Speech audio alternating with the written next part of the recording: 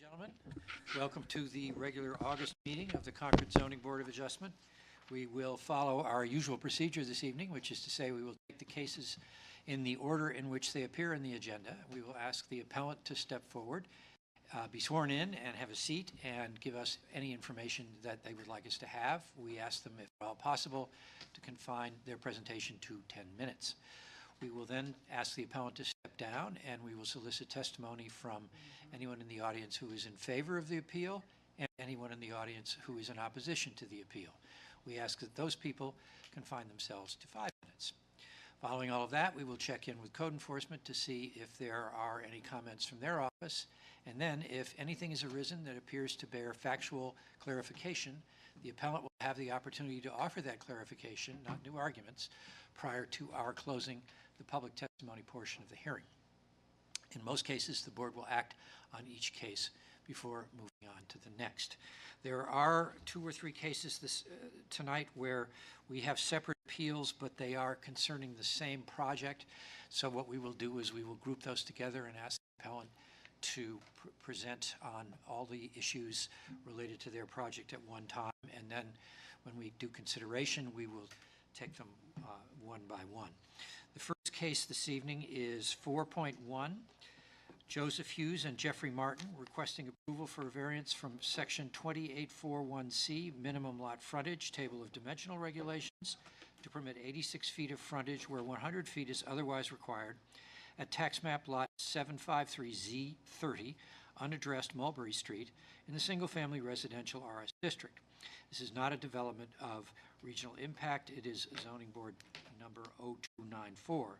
We will also take testimony at the same time on item 4.2, Joseph Hughes and Jeffrey Martin requesting approval for a variance from 2841B, minimum lot size, table of dimensional regulations, to permit lot area of 10,455 square feet, where 12,500 square feet is otherwise required, at tax map lot 753Z30, unaddressed Mulberry Street, excuse me, in the single-family residential RS district. Anybody here from Mr. Hughes, Mr. Martin? A resounding no. All right, what we will do is we'll set that case aside. If they come in later, we'll take it up. We'll move on then to case 4.3, item 4.3, which is case 0296. And there are 3 appeals related to this one, which we will all consider at one time.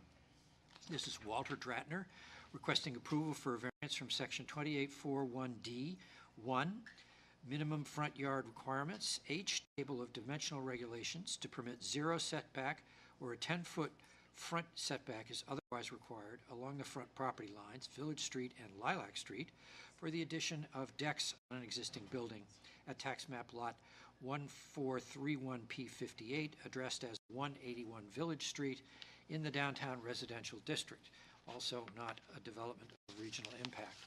At the same time, we'll be considering item 4.4, Walter Dratner requesting approval for the same project for a variance from 2841B, minimum lot size, table of dimensional regulations, to permit a lot area of 6,534 or 7,500 square feet is otherwise required for the conversion of an existing building to a triplex. And item 4.5, Walter Dratner requesting approval for a variance from section 2872E, table of off-street parking requirements, all for the same project, to permit 0 parking spaces where 6 spaces are otherwise required for the conversion of an existing building to a triplex. Is Mr. Dratner here? I don't see him in the audience. Nobody loves us tonight. All right. We'll set that one aside. Word must have gotten out about the things that go on in here. I don't know. That will move us on to 4.6, which is Robin L. Raycraft requests approval for a variance from section 2841D3, minimum side yard requirements, H, table of dimensional regulations, to permit a side setback of 8 feet where a 15-foot side setback is otherwise required for the addition of a porch deck on an existing house at tax map lot 053P40, addressed as 92 Merrimack Street in the medium-density residential district, also not a development of regional impact. Ms. Raycraft or Mr. Raycraft? Don't see her here either. What? Am I in the right meeting? Don't know. We're sitting here trying to figure that out ourselves. Oh my Heck, I goodness. said, they all received their a notification, right? This is the Downtown Main Street Decoration Committee, right? Yeah. It's not? Okay. All right, one more try here. Next item, 4.7. If I mispronounce these gentlemen's names, I apologize. Ashutosh Rana and Valentine Realty LLC request approval for a variance from section 2841B, minimum lot size, H, table of dimensional regulations to permit lot area of 8712 square feet, where 12,500 square feet is otherwise required for the construction of a new house. At tax map lot 632Z19, unaddressed Canterbury Road in the single-family residential district, also not a development of regional impact. Mr. Rana? Ah, we are in the right meeting. At least you and I got the same memo.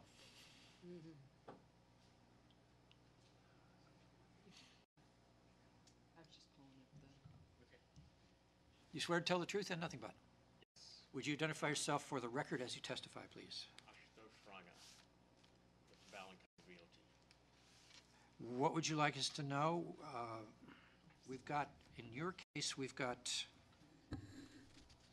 one, two. Just two. The second one, which I did not read, for the same property, is a variance from the requirements for minimum lot frontage table of dimensional regulations to less than 100 feet of frontage where 100 feet is otherwise required.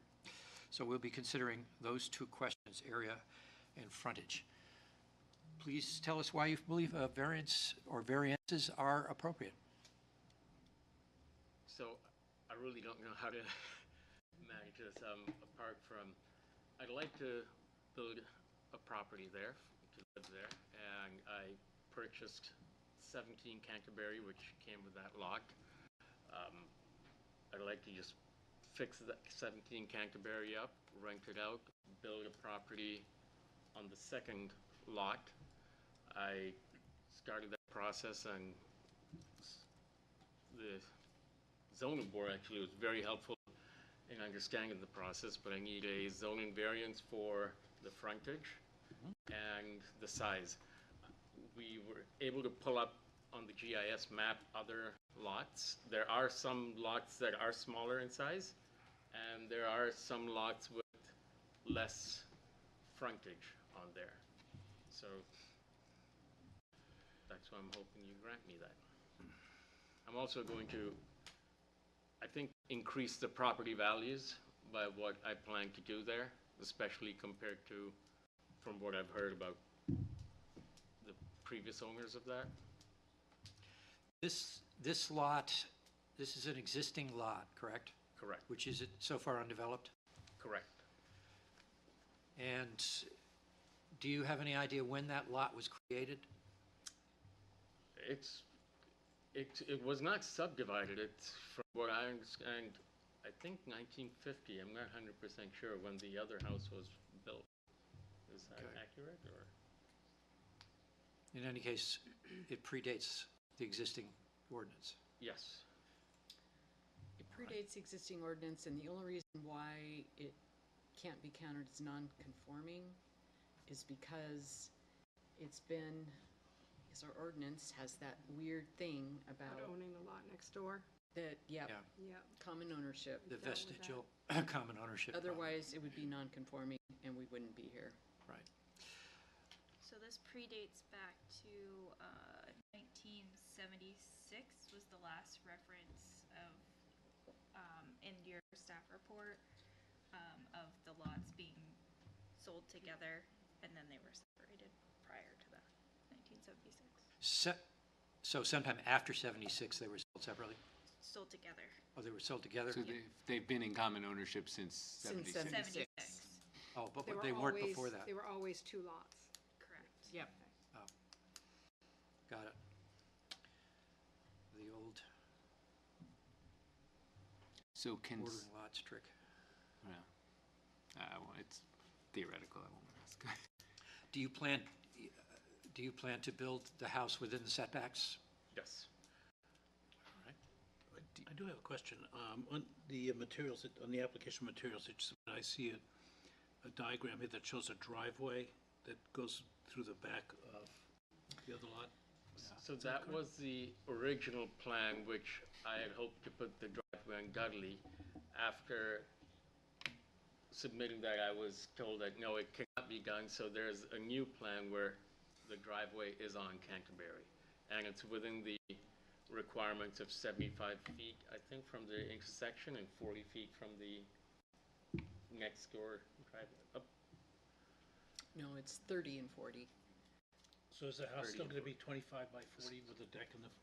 So that was the previous version of, Do we have the current? No, we don't have the current. At least I didn't see it in the I didn't see it. the current version. The driveway does not go to Dudley, it goes to Canterbury. The house is still within the setbacks. It is more than 15 feet away from each side. And the driveway would be straight on Canterbury, right there. Okay.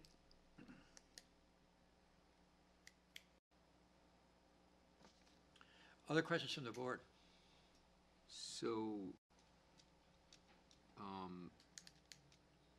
so the actual plan, you're not asking for any variances with regard to the specific plan. You need these variances to be able to build at all, right? Correct, yes.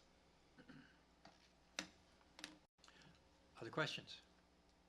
Brenda, Mark? Nope. No? Is there anything else you'd like us to know? I have spoken with my neighbors about this. I'm not doing this just jumping on that. I know for a fact that my neighbor across the street, there were 3 people who received the certified mail, the abutting neighbors. 2 of them are, I've spoken to only 2 of them. One's here right now, actually, but 2 of them are in favor of it, and they're the 3rd one. Very good. Thank you very much. Should I Yeah. go back? Yeah. Is there anyone who would like to be heard in favor of this appeal?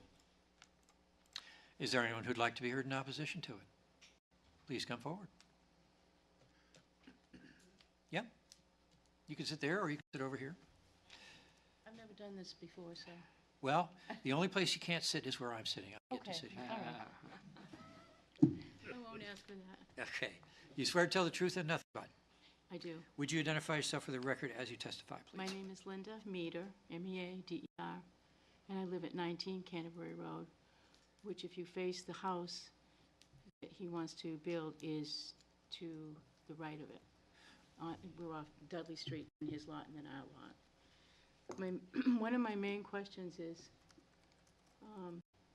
until you just started talking about this, and you were talking about the setbacks, and I did not know that there was going to be a driveway coming off Canterbury Road. So I haven't seen the plan either, and I'm concerned, just a little bit concerned with that.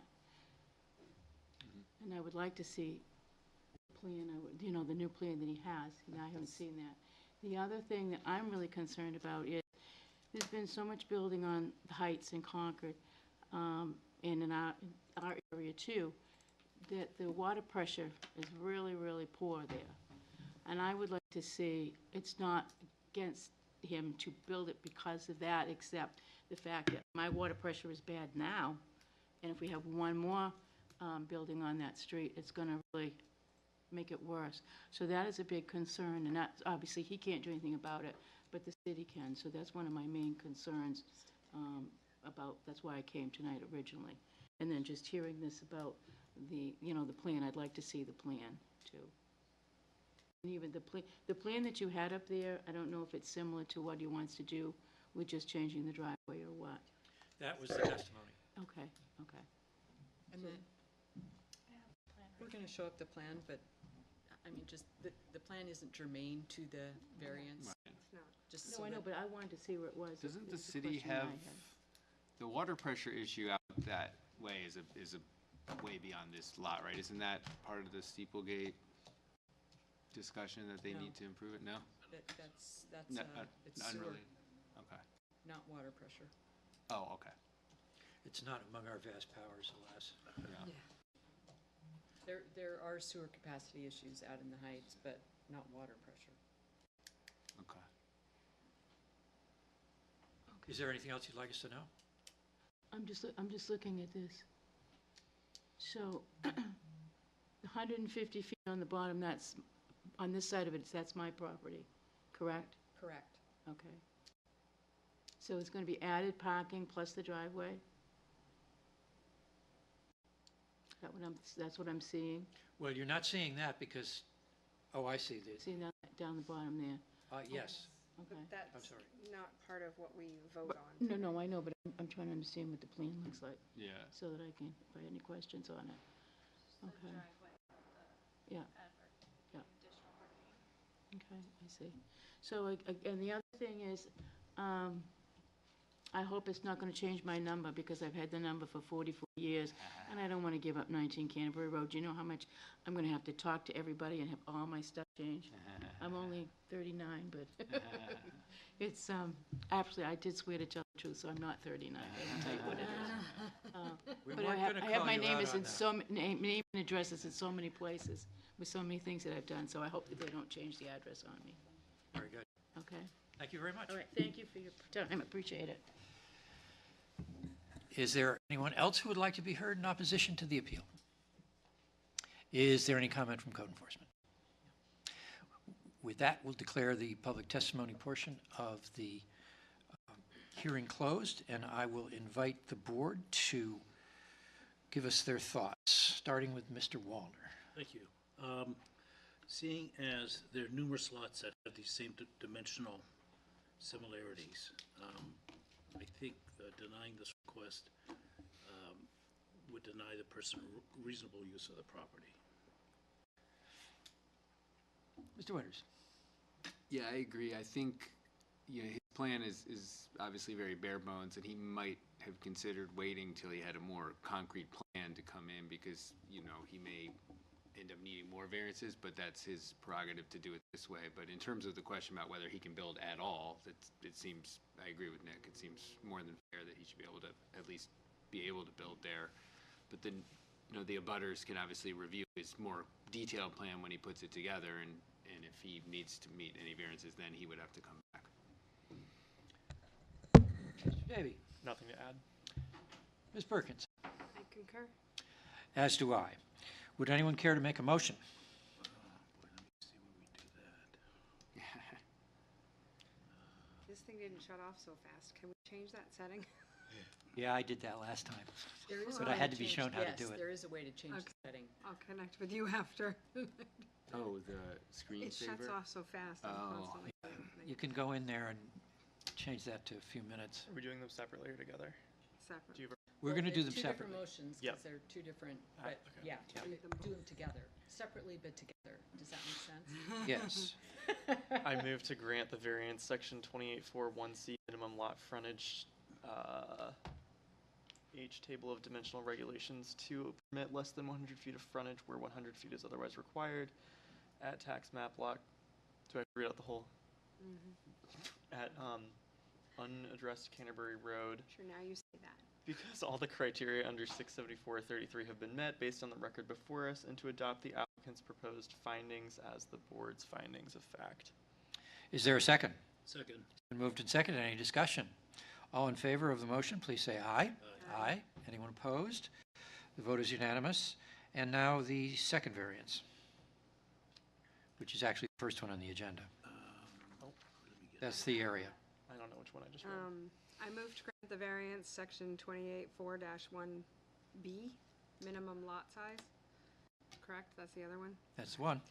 To permit lot area of 8712 square feet where 12,500 square feet is otherwise required for the construction of a new single-family detached dwelling, tax map, unaddressed Canterbury Road, because of the criteria has been met based on the record before us, and to adopt the application's proposed findings of the board's finding of facts. Is there a second? Second. It's been moved and seconded. Any discussion on that motion? All in favor, please say aye.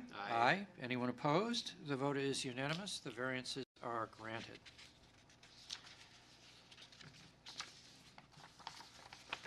You're all set. That brings us to item 4.9. Joy Potter and Stephen Butler request approval for a variance from section 2841D3, minimum side yard requirements, table of dimensional regulations, to permit a side setback of less than the minimum 25-foot side setback otherwise required for the addition of a carport at tax map lot 491Z4, addressed 323 North State Street in the institutional IS district. Again, not a development of regional impact.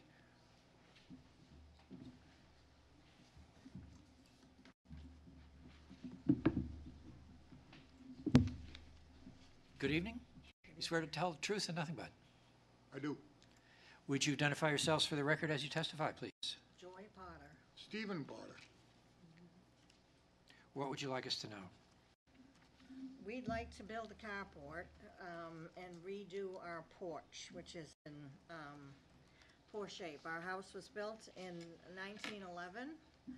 We don't meet the requirements because our lot is substandard. It's only 50 feet wide. And we would like to make this improvement so we can stay in the house as we get older and don't have to walk outside to go down the steps. We can step inside in the porch and then not have steps going into the outside. And basically what we're doing is covering the area where we currently park. So is that where my cursor is? Is that this area right here? Yes. 323. Yep. And the carport would be right in front. Yep. We're not going any closer to the boundaries on the side. There's actually should be a picture in there of the front of the house, and you can see where the pink granite blocks are, where they will be taken out and laid back in nice and flat and stay covered.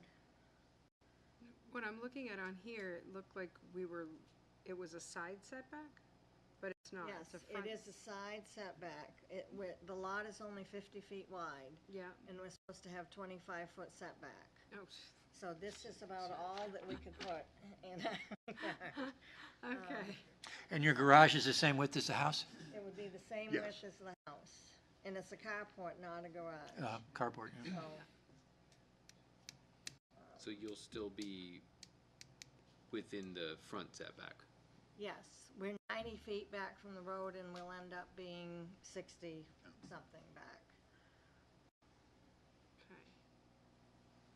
It's long and skinny, so we can't go out, and the side hill goes up. If you're inside of our house, you can go up the stairs and go outside and be on ground level. So it's not really something we could put a garage behind the house. Yeah. Roughly how old is the house? 1900, did you say? 1911. 1911. We've been there 52 years. 1972, paid $9,000 for that house. You know why I still live there? Because you paid $9,000. 1972, $9,000 for that house. Yeah. I couldn't afford to buy it now. Well, understood. Unfortunately, we can't help you with that. I know, I don't want to sell it. I love it. Any other questions from the board? No. Anyone? Is there anything else you'd like us to know? No? I think that's it. Thank you so much. Thank you. Thank you. Thank you.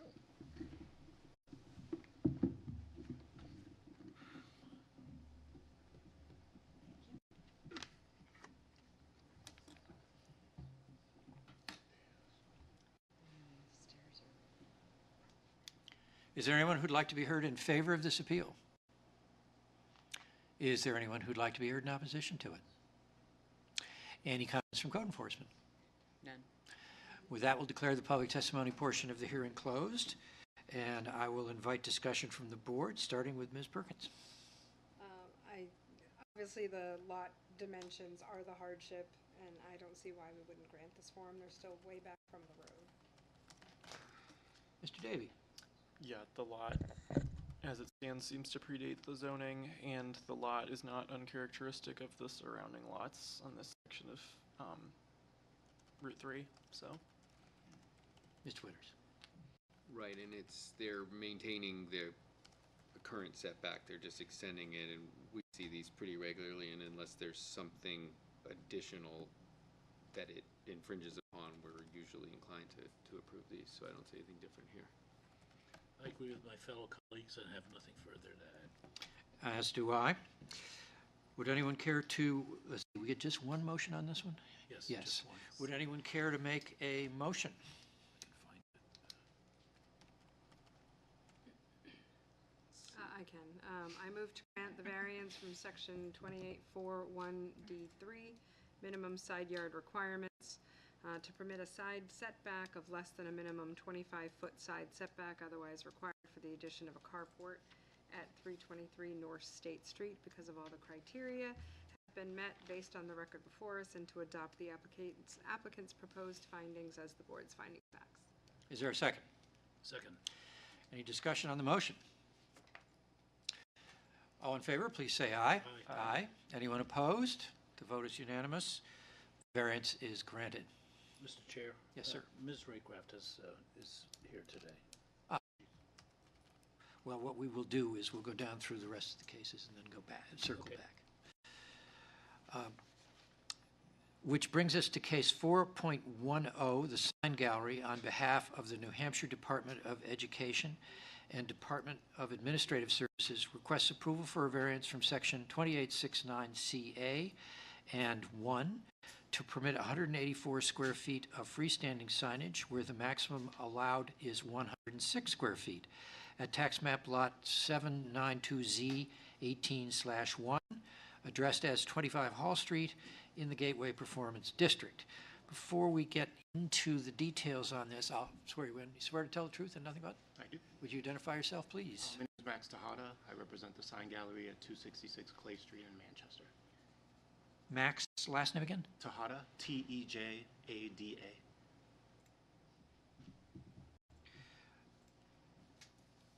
May I? Is there another picture?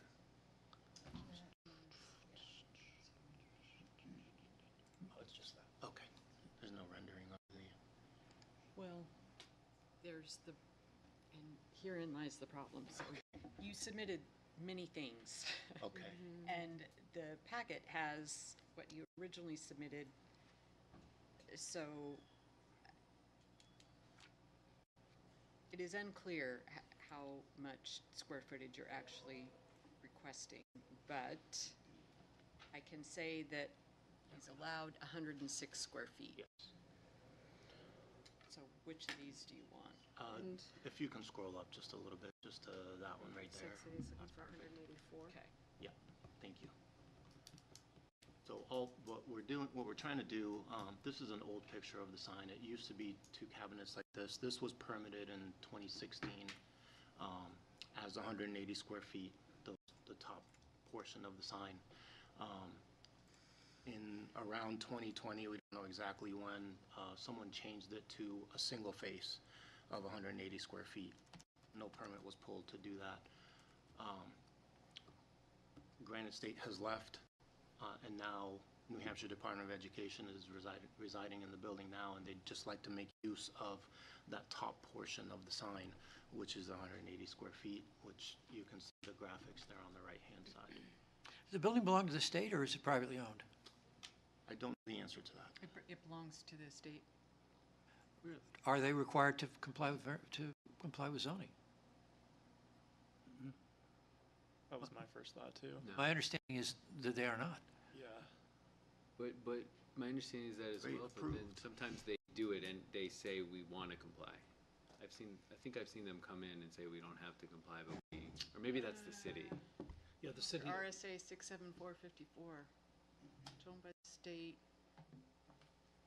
And did you say is a initially, when it was school. built at 180 square feet, there was a permit pulled There was a then, permit in 2016, and a variance yes. approved? There was no variance. No, but maybe that would explain why, Because it was owned by the state. because of RSA 67454. Yep. It's, So we need an act on this. Correct. it's. I don't know anything about that. All I know is I was asked to pull a permit, and building department or code planning and community development sent me here because it technically doesn't. They may not have realized the building belonged to the state or Sure. that it didn't apply. Right. So do we vote on it, or just close it that it's not necessary? We, I believe, have the power to decide whether or not a variance is required. So we could vote that it isn't. Wait, I'm It looking at just says this they shall give statute. written Sorry, go ahead, notification. Mike. You're go. But we're then reading it the same does thing. say the governing body may conduct a public hearing, shall be held. It can issue non-binding written comments. I'm just reading kind of fast. Nice to meet you, Henry. Face with me. Sorry about being a pain. That's why I wonder if it's easier just to vote on it. Well, I don't, Cite the RSA. I'm not sure I'm comfortable voting for a variance that's not, we know is not needed. Yeah. We could simply table it. Yeah, let's do that. And if somebody comes along who knows more than we do about it, says we need to act, then we could act. But it sounds like we do not need to. I can, yeah, I'll ask Danielle tomorrow. Do I hear a motion to table? So moved. Is there a second? I'll second Wouldn't you it. want the variance in place for if the state sells it to a private? Because then the sign is just hanging out there. Well, if they sell it to a private entity and they come back, then they'd have a specific sign proposal which we would know about. Okay. Whereas Okay. now, presumably, they wouldn't have the same sign Okay. in the future. That's true. So is that where Burger King is also? Used to be. Yeah. I mean, it still may be, yeah. It's the It used to big be building Bear that Right used to have way back in the bears in day. it. Yeah, so if it Burger King's there, the state owns it, isn't that Because kind I've of lived here too long. mixed use? I don't know. I don't know what you'd call it. Do you know the Bears?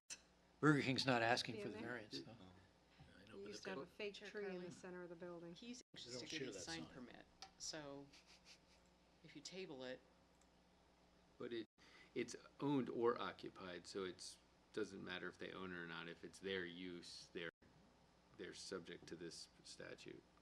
It says means owned or occupied By, by the state. okay.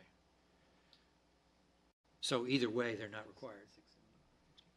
I don't read it as saying that, but it's a little hard to read it quickly. That was always It my says understanding. It says we can issue, it says they can come before us and we can issue a non-binding written comment. yeah.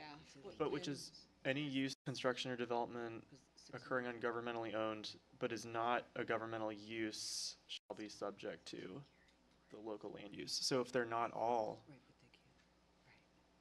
DOE goings on in the building, It is a government owned, are we sure about that? Yes, it's owned by, the GIS system says it's owned by the state of New Hampshire Department of Administrative, co-owner of Department of Administrative Services.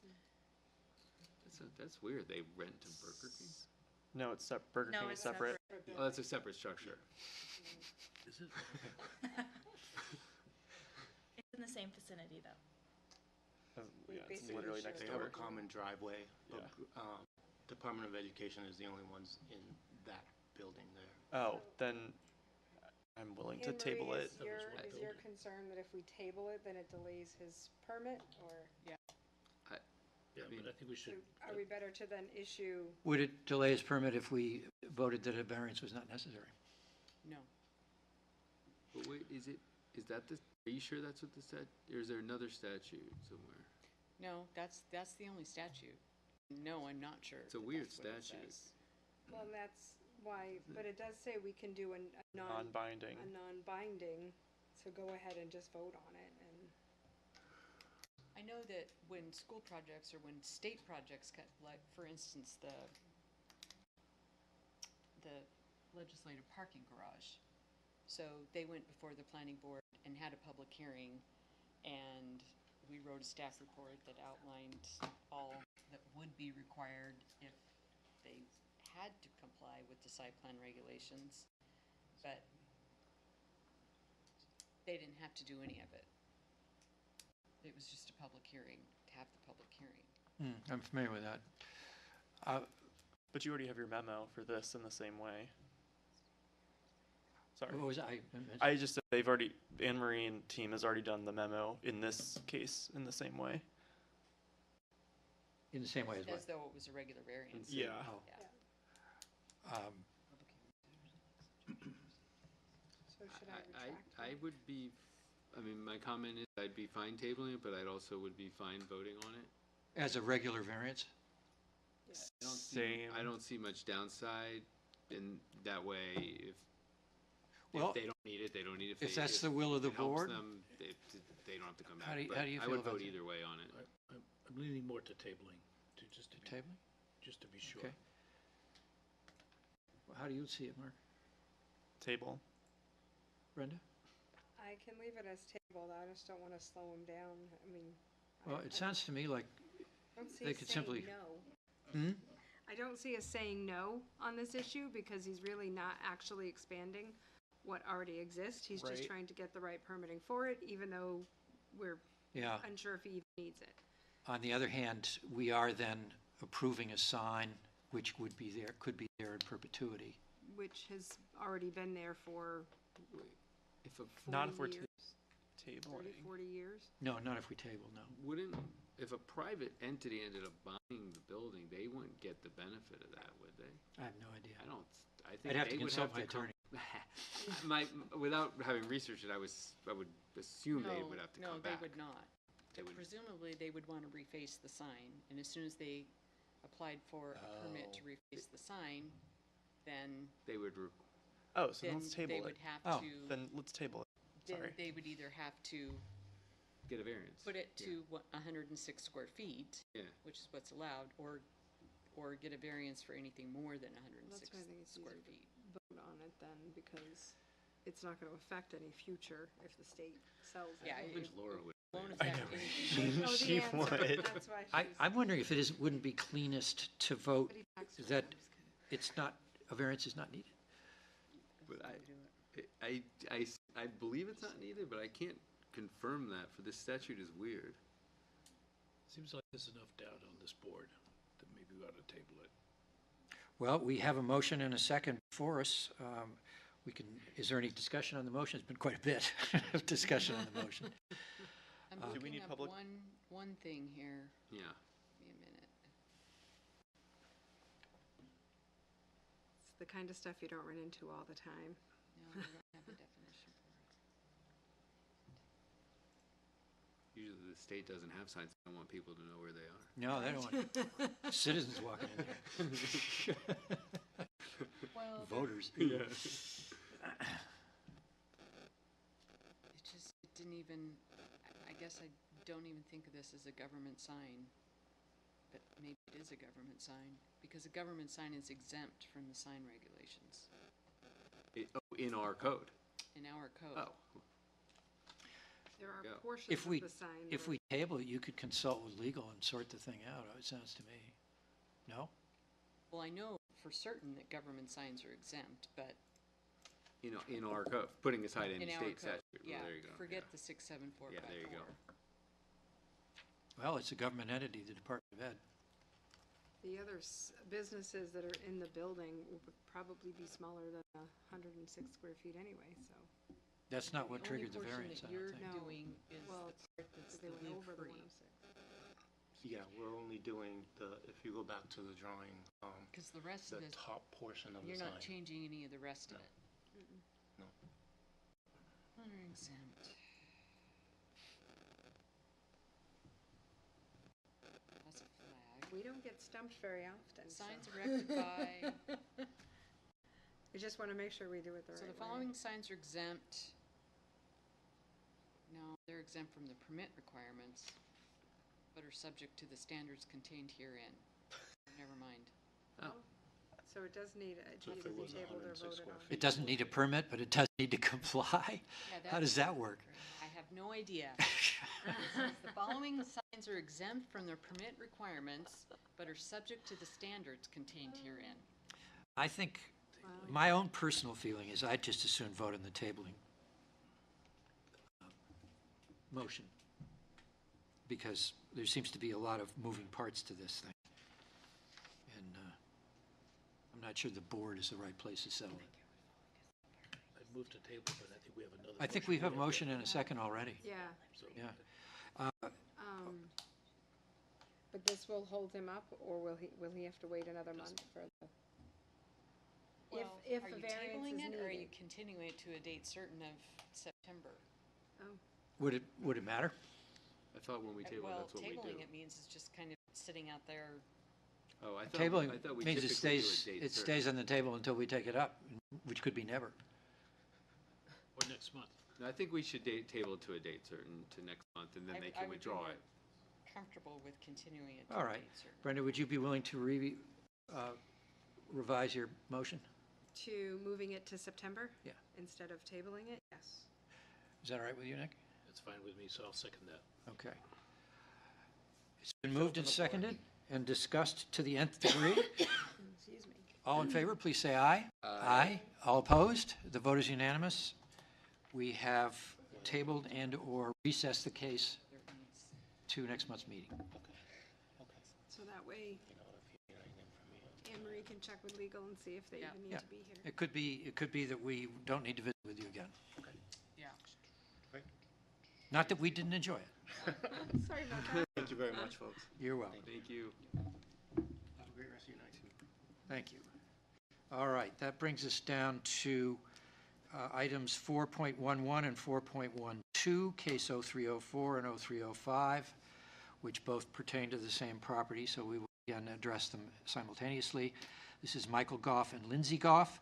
Request approval for variance from section 2841D2 and 3 minimum rear and side yard requirements, table of dimensional regulations to permit a rear setback of 5 feet and a side setback of 4 feet where 50 and 40 respectively are otherwise required for the construction of a detached garage at tax map lot 86Z3, 317 Clinton Street in an RO district. They are also requesting approval for a variance from section 2841E, maximum lot coverage H, table of dimensional regulations, to allow maximum lot coverage of up to 13% rather than the 10% required maximum for the construction of a detached garage.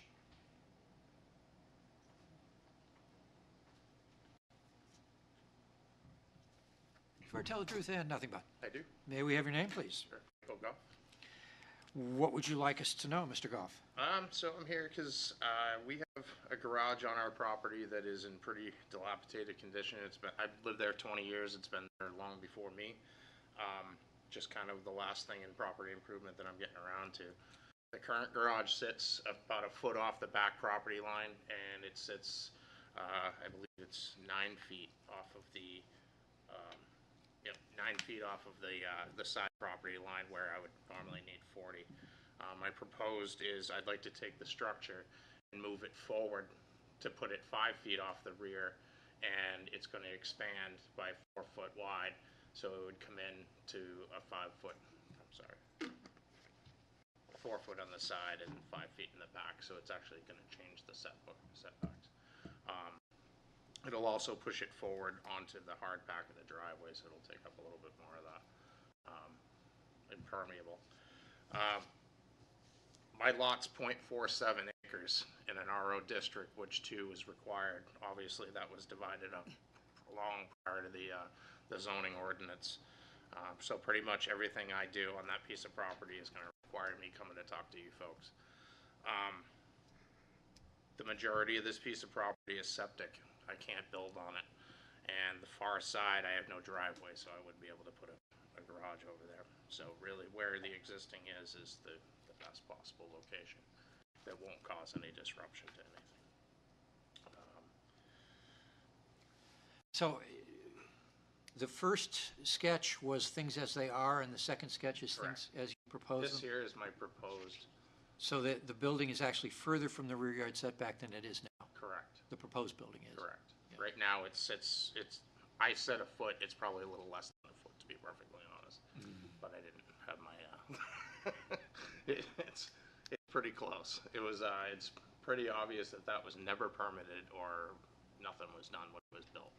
So, yeah, and it needs to go. It's in pretty rough shape. That house is probably 50s? Is it 1936. 36? Yep. Okay. And we put an addition on in 2020, so like the little offset piece in the back there was an addition we put on in 2020, and I had to come talk to you guys about that too, because of the setbacks on the rear of the lot. And how much distance is between the proposed garage and the house? 8 feet. Is that's That what will it is not now change. as well? Yes, that will not change. Actually, no, I take that back. It actually gives me like a little less than a foot, because I did move it over a little bit so I could fit my tractor by, but. That's curious. Yeah. 'Cause you Tractor, can't- you mean can't by, really- on the side? No, in between the Between the garage house and the and the house. But So what, I think you said, but I didn't quite catch it, what's your rationale for moving it closer to the side neighbor? You said, because you're going. because I'm going wider. It's Oh. 20 feet now, and I'm going to 24 feet. So you can fit 2 cars. Yes, Why not just attach it to the house? it isn't attached. Oh, there's an, you don't because want of the configuration of the house, it there's no wouldn't way. work. Plus, it's worse in insurance, and Okay. it's way higher for insurance. But I wanted to get it off of that back line, so I can. So you want to go like 20, instead of 20 by 20, it would be like 24 by 24, something like Correct. that? Correct. Which is more common with Correct. larger cars these days? Yeah. Okay. And I'm pretty sure if there was a certain amount of the original building you were keeping, you wouldn't even need to be here. But the fact that No, you're it all has to go. It's gotta reconstructing go. it, yeah. Well, if you change the configuration of the Yeah, location. you that do too, it. yeah. And it looks like your neighbor is also on the far side of their lot, right? So you're not. Yes. So you're nowhere close to your neighbor. Nope, I measured it out, it's roughly 180 plus feet to the next structure from what my proposed. Do you know, structure like, is. why are the homes so I asymmetrical don't on the know, lot? I mean, the best we can figure, because in talking to my neighbor owns behind me and 311, so he owns both those properties. But we were saying, that big piece has been in his family for 100 years, and he thinks that at some point, they probably ran into tax issues and started selling parcels off. Yeah. But, don't know when, we're guessing like the 50s or 60s, but we don't know for sure. Because there's a few houses after you too, Yeah. right? Because I With all those little, I've sold 321 before, so. Yeah. Yeah, there are like 3 or 4 houses right in a row that are just like this. Mm-hmm. And have septics, so they yeah, offset it. so I basically can't put a doghouse out without talking to you guys. So it's like And what's behind you is woods? woods. Yep, it's all forest and farmland. Any other questions from the board? How close does the septic get to the west border? It goes out to, I don't know, It's probably okay. maybe the width of my driveway from the boundary. Got it. Okay. Maybe 20, 30 feet off of the boundary, and then everything else is septic. It's the old style stone ballast, so it takes up a lot more space than the new styles. That's a good thing, that's why it's still there. Yes, so I'm told. So I'm told. Any other questions from the board? No. Anything else you'd like us to know? No, sir. Thank you very much. Is there anyone who'd like to be heard in favor of this appeal? Is there anyone who'd like to be heard in opposition to it? Any comments from code enforcement? With that, we'll declare the public testimony portion of the hearing closed, and I will invite Mr. Davy to give us his thoughts on both these variances.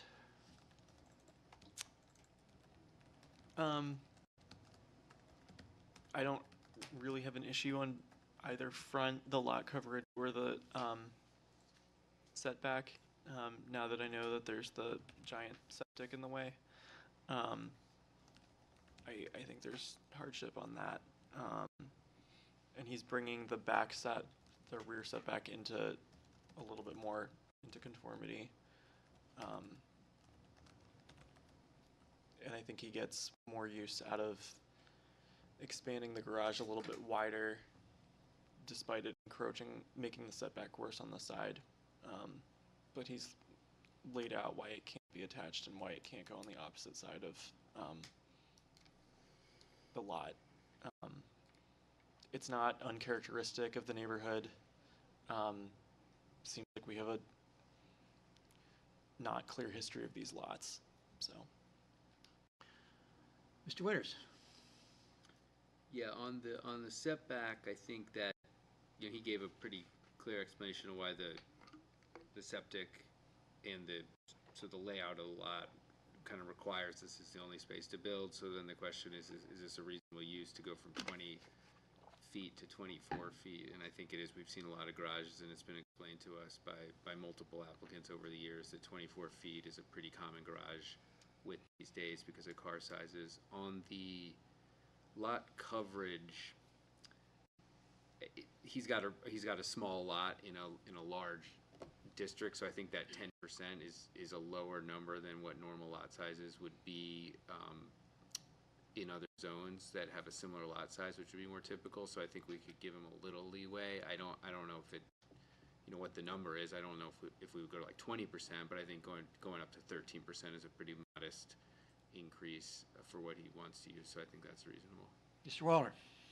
I have nothing further to add. I concur with both Mark and Andrew so far. Ms. Perkins? Yeah, I agree. I mean, it's the setbacks and the lot percentage is all based on what's supposed to be a 2-acre minimum lot. So, I mean, he's obviously got a hardship. He's got a half-acre lot, so I would approve it. I agree with my colleagues. Would anyone care to make a motion? Let's start with the item 0304, which is the setback. Did you open the floor? Oh, I did not. Oh, No, he asked. if Yes, I there did. was- Yes, I did. okay, Yes, I cool. did. let's see. You could have gaslighted me on that. I would have done it all over again. I move to grant variance from section 28-4-1 D2 and 3 minimum rear and side yard requirements, table of dimensional regulations, to permit a rear setback of 5 feet and a side setback of 4 feet, 50 feet and 40 feet respectively, or otherwise required for the construction of a garage at 317 Clinton Street, because all the criteria under RSA 674-33 have been met based on the record before us, and to adopt the applicant's proposed findings as the board's findings of fact. Is there a second? Second. It's been moved and seconded. Any discussion? All in favor, please say aye. Aye. Aye. Anyone opposed? All right. How about item 0305, Okay, I got lot it. coverage? Okay. I move to grant the variance from section 28-4-1E, maximum lot coverage, H, table of dimensional regulations, to allow a maximum lot coverage of up to 13% rather than the 10% required maximum for the construction of a garage at 317 Clinton Street, because all of the criteria under RSA 674-33 have been met based on the record before us, and to adopt the applicant's proposed findings as the board's findings of fact. Is there a second? Second. Any discussion? All those in favor, please say aye. Aye. Anyone opposed? The vote is again unanimous. Both variances are granted. That brings us down to item 4.13, Pradip Karki and 52 Fisherville Road LLC. Request approval for a variance from section 2841B, minimum lot size, table of dimensional regulations, to allow 2 lots of less than 10,000 square feet area where 10,000 square feet is otherwise required at tax map lot 303Z1, addressed as 52 Fisherville Road in the Urban Transitional UT District. Do we have another one on that one? No, just one. That's just the one. Gentlemen, you swear to tell the truth and nothing but? Yes. Would you identify yourselves for the record as you testify, please? Mohan Nirala. Have a seat, please. Thank you, sir. And fill us in on why you believe the variance is appropriate here. Based on this property size and the neighborhood, the local areas, the size of the other buildings are consistent to the plan we are proposing. And also, there is a distressed mobile home at the property that needs to go, which is not adding any beauty, but showing some sort of distressed neighborhood. So all these things bringing to a plan that can be more vibrant for the neighborhood and the localities, to have a new buildings consistent to the neighborhood, which are smaller in size compared to our proposal. So we believe that subdividing this property is appropriate and adds value to the neighborhood, and also help us have two more housing for the housing needs. So you're saying the existing dwelling is a mobile home, you're gonna tear that down and then subdivide and put two full foundation homes? Yes. Okay. The current lot dimensions, do we Yes. have that? It's 8,599. 200, 199 something. Okay, 80 by, okay. So each lot would be 100 by 80? Yeah. So with, what else do they need for a subdivision? Do they get a variance from us first as to each proposed, and then they go to the planning board? Is that how it works? Yeah, because planning board can't hear it unless it complies with the zoning ordinance. Interesting. And then they have a whole separate criteria that they look at for whether they should approve it. Like more to do with just whether they think it's it's consistent with our plan. Not really. Oh. It just has to comply with the subdivision regulations. If it complies with the subdivision regulations, They would typically approve it. yeah. Okay. So the second lot would probably end up on either Elijah or Yeah. Marguerite. Yeah. Marjorie. Elijah. We do not have a proposed subdivision line, correct? Correct. Okay. Yeah.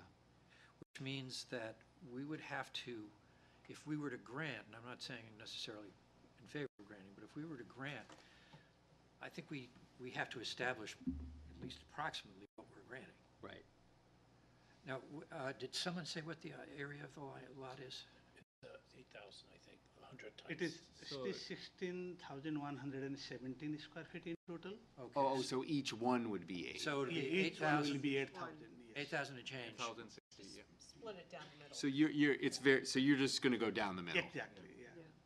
There's no, It has consistent 80 by 200, so if we divide that 200 into half, we'll make 80 by 100, and which is consistent to the standard.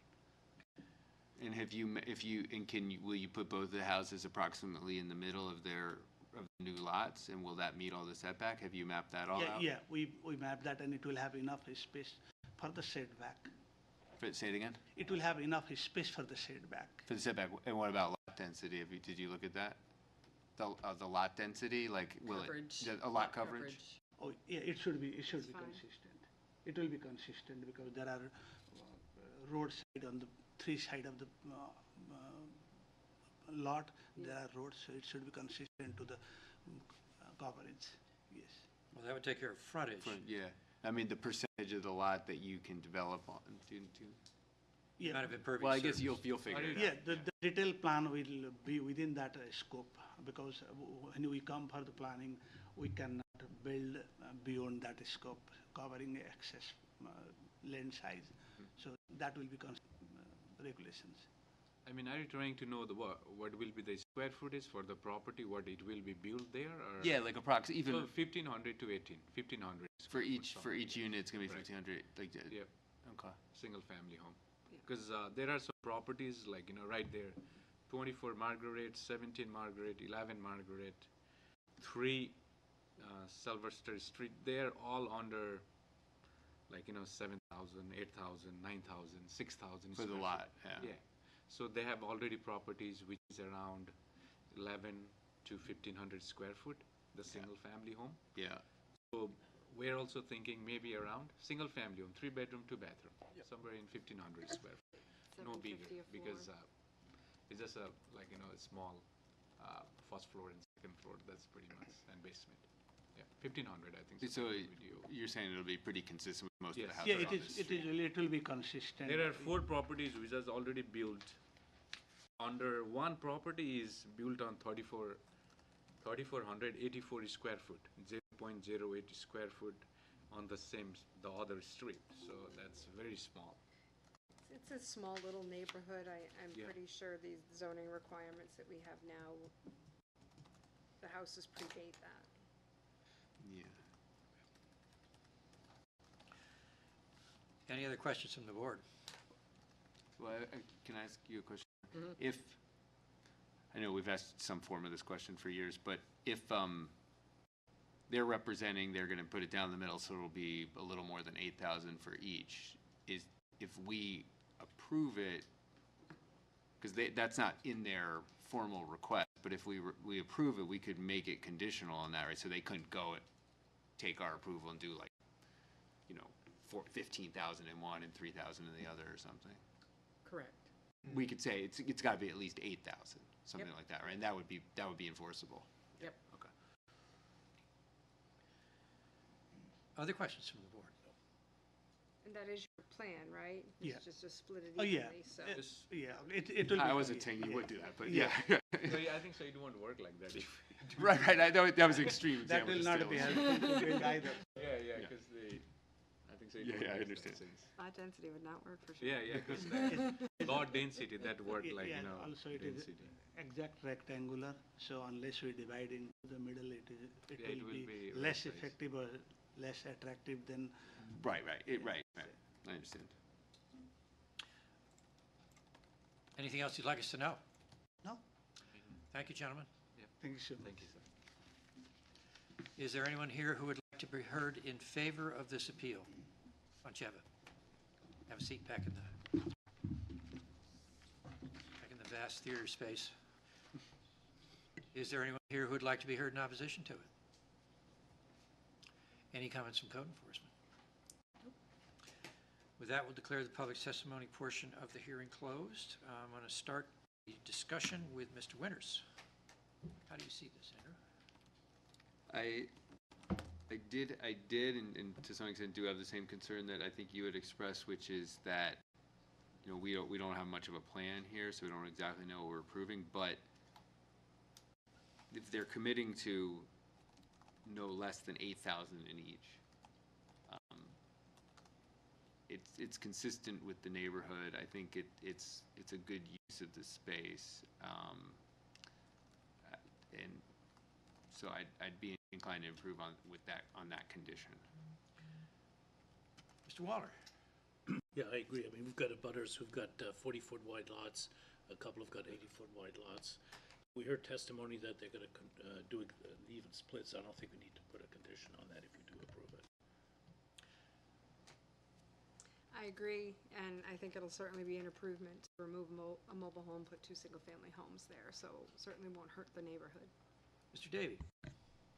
Yeah, there's a number of properties in the vicinity that are not conforming in this way or are just barely meeting the 10,000, so I think it's not inconsistent. I could almost be swayed that it's just a narrow lot, which is just where it is in the triple frontage is kind of odd. So I'm in support of it.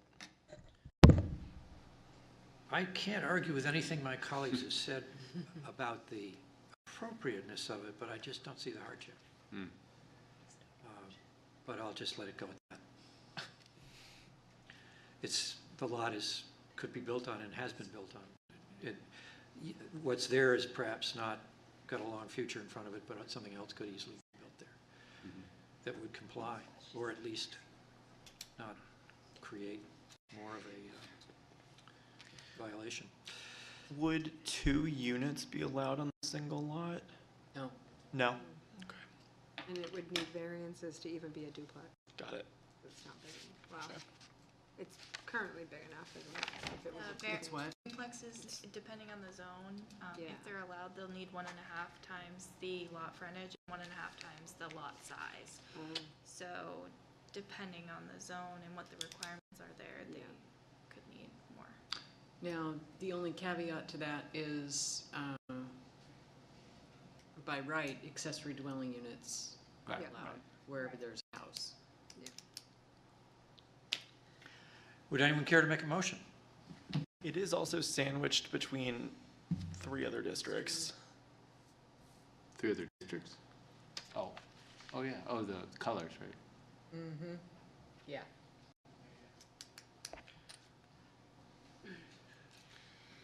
Yeah. We got Lime Jello District, we got Raspberry District. Famous raspberry district. I'll move. I move to grant the variance from section 28.4.1B minimum lot size to allow 2 lots of less than 10,000 square feet where the 10,000 square feet is otherwise required at 52 Fisherville Road because all of the criteria under 674.33 have been met based on the record before us, and to adopt the applicant's proposed findings of fact as the board's findings of fact. And should he add that Yeah, it's are we doing that? divided with Well, at least except we heard 8,000? testimony that they were gonna do that, usually that suffices, That's enough, okay. since it's part of the record. So, we have We're a not motion? doing the condition. Yeah, that's my motion. Is there a second? Second. It's been moved and seconded. Any discussion on the motion? All in favor, please say aye. Aye. All opposed, nay. The vote is 4-1 with the chair and the minority, and the variance is granted.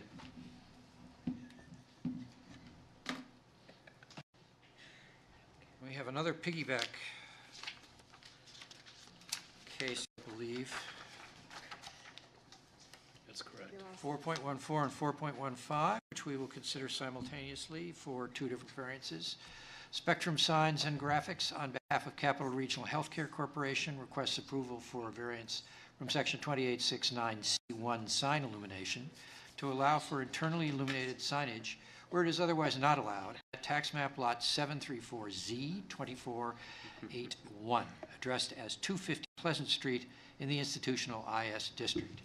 We are also concerned with a request by the same entity for approval for a variance from Section 2869C1C, permitted freestanding signs, to allow for 85.75 square feet of freestanding signage where only 40 square feet is permitted at tax lot 734Z, and so on. All of this is at 250 Pleasant Street. I have a note on that. I have a question about that. Since it was noticed for 250, this is really loud. Since it was noticed for 250, which just seems to be garage F, but it doesn't look like that's where they're trying to put the sign. Ooh. Gracias. The GIS But map their says submission does show where they plan to put the signs. it does, but 250 Pleasant seems to only be garage F, which is not where the sign is going. The lot is just garage F. So is this the sign it will replace? I can go through. Would you like me to introduce myself? Sure. Yeah. Yes, please Nick do. Jarvis, Spectrum Signs. Swear to tell the truth and nothing but. Yes, sir. Both of you, please identify yourselves as you testify. Thanks. Nick Jarvis, Spectrum Signs, 95 Bay Road, Manchester, New Hampshire. I am the applicant, and join with me. Tim Paris, I'm Director of Real Estate at Concord Hospital. Excellent. So today, we're talking about 2 signs. Concord Hospital is going through an extensive wayfinding sign package. These signs are located all throughout campus, but the 2 signs we're talking about today are located at the main entrances. The goal here is to enhance patient safety, improve emergency response clarity, and just elevate the overall appearance. So the 2 signs that we're reviewing today are 001 and 002. There's a master sign map that was submitted. 001 is located right in the corner there, and that is at the intersection of Langley Parkway and Pleasant Street. Now, I just passed around an example of the existing signs. That first page is 002. The sign we're talking about right now is 001. So if you flip that page, you're going to see a 4-sided sign. So this is an existing sign. It's been in place for quite some time. Internally illuminated sign. It's got a stone base there. It's got 4 sides to it. So it's a sign cabinet with lights inside of it, and then it's got a face with applied graphics that lights up at night. So that is one of the signs we'll be discussing tonight. The other sign, which is the first page of what you just had there, is 002. That 002 is located at Pleasant and East Drive. This is identifying the main entrance drive to the hospital as well as emergency services. So those signs can be seen here, but again, existing signage. So, that sign you've got down there and everything we're proposing to you tonight is an in-kind replacement.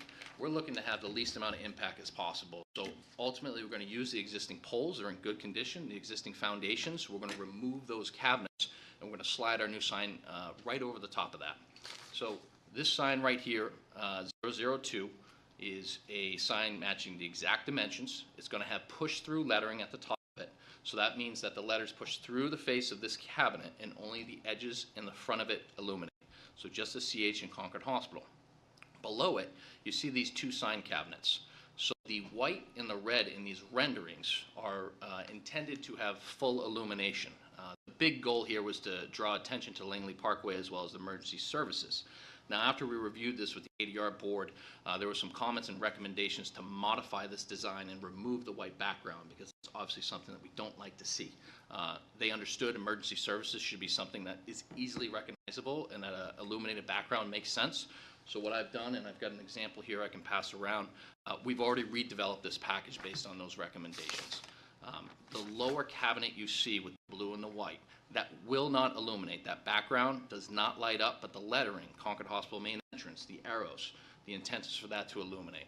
We want very clear, distinctive wayfinding as people enter the lot. It could be in emergency situations, and just anxiety is high in general when you come to an area like that. So emergency is number one, and two, just clearly identifying at all times of the day where you're going and how to get there. The additional sign, 001, let's see.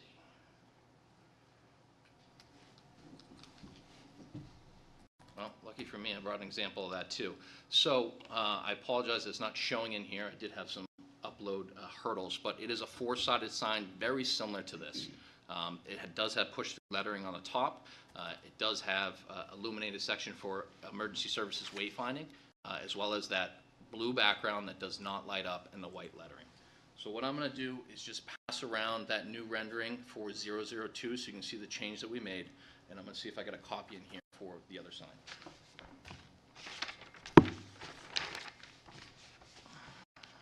Are the areas that you are planning to put in different from the areas that are there now? Is that? No, sir. So all existing signage with existing poles and bases, I'm not moving it. All I'm doing is updating it. It's the same size cabinet, and they're all currently illuminated. So this is an in-kind replacement. We're just enhancing the wayfinding and the look of the signage.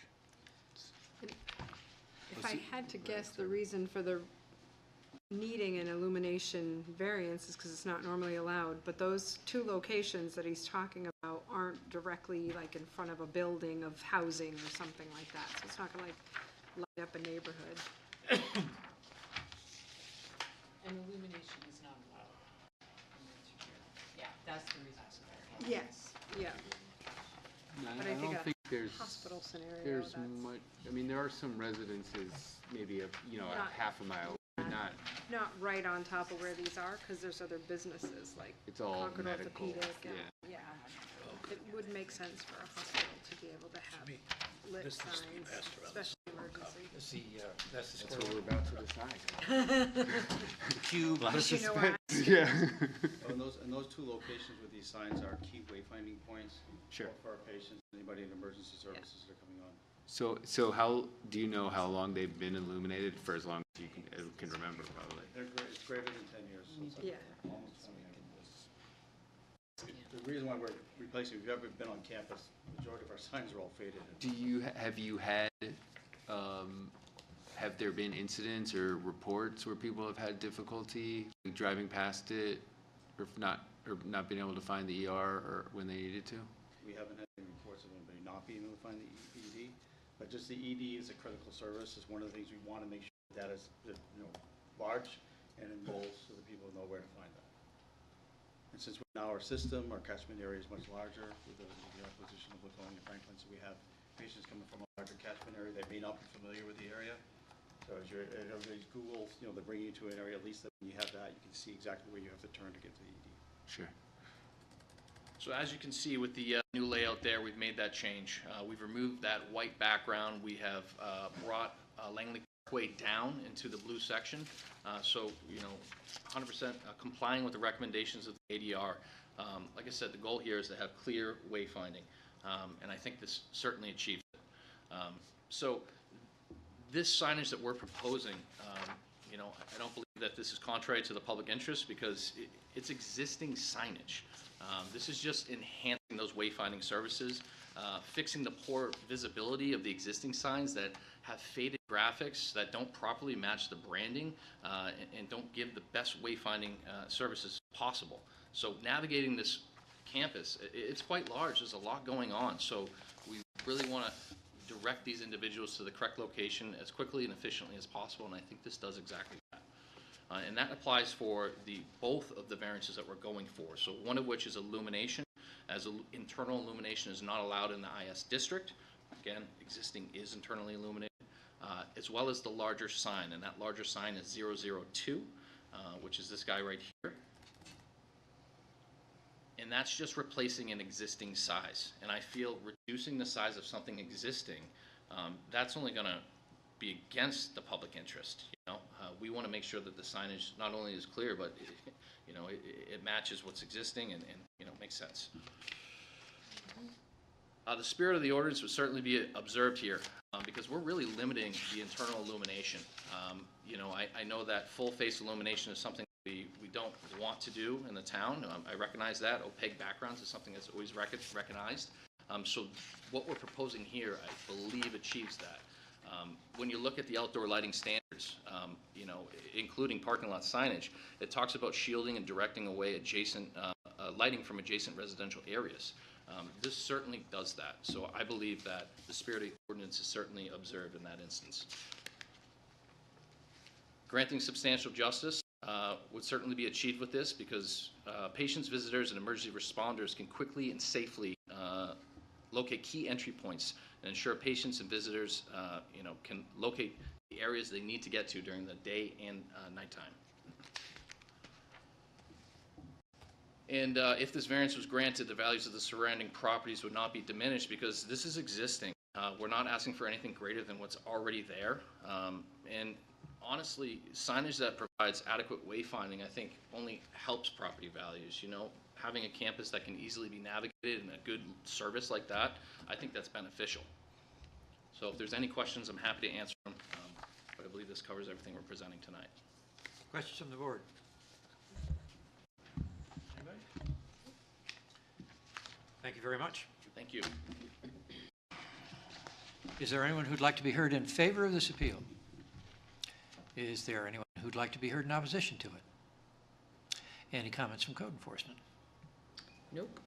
With that, we'll declare the public testimony portion of the hearing closed, and I will start with Mr. Wallner and get the benefit of his thoughts on these two variances. Well, if anybody's driven at night, on a rainy night, and you come around that curve heading in a westerly direction, you come across the entrance pretty quickly. And I think anything that does to improve directional assistance in those circumstances is in the best interest of the public. So I'm inclined to support both variances for those reasons. Mr. Winters? I agree. Mr. David? I'm not against it, but it's not the right parcel. All right, Well, we'll take 250 Pleasant Street, the entire campus is addressed as 250 Pleasant Street. So, but the EIS. agenda says 2481, but it's they're going on lot 24, the signs. Well, the entire campus is lot 24. But it's 2481 is on the 2481 is just one of the parking garages. Like, so all 14, why are they separate if they're all lot, if they're all like? It's very difficult. It's an assessing thing. Yeah. Okay. No further comment? Ms. Perkins? I agree with Nick. Also in favor of approving both appeals for the reasons that my colleagues have given. I don't feel any misgivings about where the signs are going to go, notwithstanding the notice. Anyone care to make a motion on item 4.14? I'll give it a whirl. I move to grant the variance from section 2869E1, sign illumination, to permit an internally illuminated sign where internal illumination is not otherwise allowed at 250 Pleasant Street, because all of the criteria under RSA 674-33 have been met based on the record before us, and to adopt the applicant's proposed findings as the board's findings of fact. Is there a second? I'll second. Any discussion? All in favor, please say aye. Aye. Anyone opposed? The vote is unanimous. The variance is granted. And now 4.15, I'll try that one too. have a go. I move to grant the variance for section 2869C1, C permitted freestanding signs to allow for 85.75 square feet of freestanding signage where only 40 square feet is allowed at 250 Pleasant Street, because all of the criteria under RSA 674-33 have been met based on the record before us, and to adopt the applicant's proposed findings as a board of finding of facts. Is there a second? Second. Any discussion? All in favor, please say aye. Aye. Anyone opposed? The vote is unanimous. That takes us back to the top of the list for a couple of cases that we have not heard yet. Is there anyone here for Joseph Hughes and Jeffrey Martin? All right. Walter Dratner. On which one? Well, Mr. Dratner himself is not here, so we're not going to be able to hear his case tonight. That's a good question about that, Chair. So what's the protocol if an applicant doesn't show, but someone else took the time to come? Because does it get dropped or does it get continued? Because I do feel like they came, so it's a little unfair to someone who's coming, then has to come again. Well, in every other place that I've ever worked, you have the public hearing. It's been noticed. Doesn't matter if the applicant's there or not. Yeah. Is that what the board would like to do? I think we've done that before. There's a Yeah, I think dog. we have. I think we either. I just noticed there's a dog. Yeah, Sorry. I noticed that as well. Yeah, I think. the applicant's been noticed, the applicant's not here, And Yeah, they didn't call you. they've submitted their findings. So Yeah, I agree. I think. Well, perhaps I'm mistaken then. What's the So- board's pleasure? So do we vote on the variances or just allow the public comment? I think we do the It's whole up to thing. the board. Do the whole thing if we do anything. I think in Yeah. the past we have heard it. I mean, I think it's reasonable to put it to the end and give them a chance to come. But In other communities, they proceed. They have the public hearing, they close the public hearing, they make the decision. Well, we don't want to be out of step with other communities. Well, that's in the West, so they Oh. do things completely different here in New Hampshire. They wear boots and stuff. here they do what's different in every single community. We're back to Joseph Hughes. So, yes, Let's do it. we have, We- I stand corrected.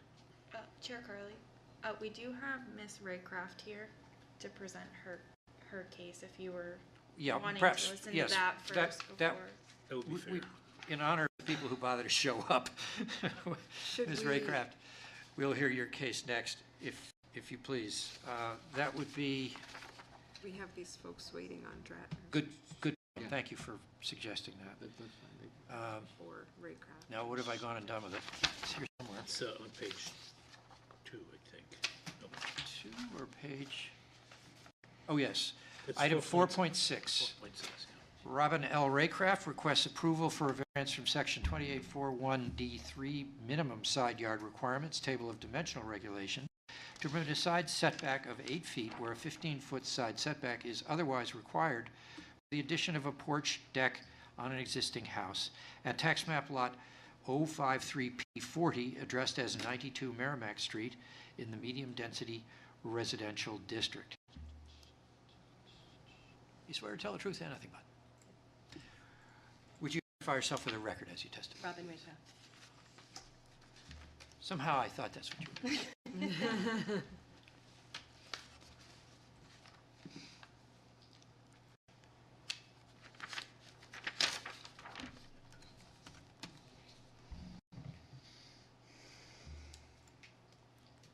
Is that driveway not on either lot?